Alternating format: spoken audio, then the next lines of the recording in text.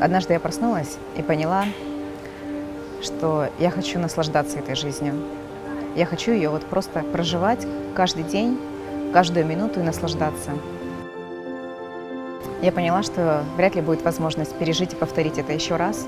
Подумала о том, что я хочу проводить время со своей семьей, со своими детьми.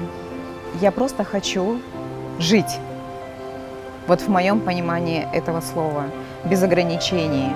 То есть проснулся, захотел, купил билет, полетел.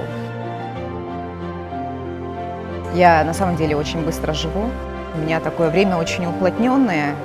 И вот я очень ценю это, я ценю жизнь на самом деле, ценю. Для меня вообще, конечно, вот это вот понятие время, оно очень ценно.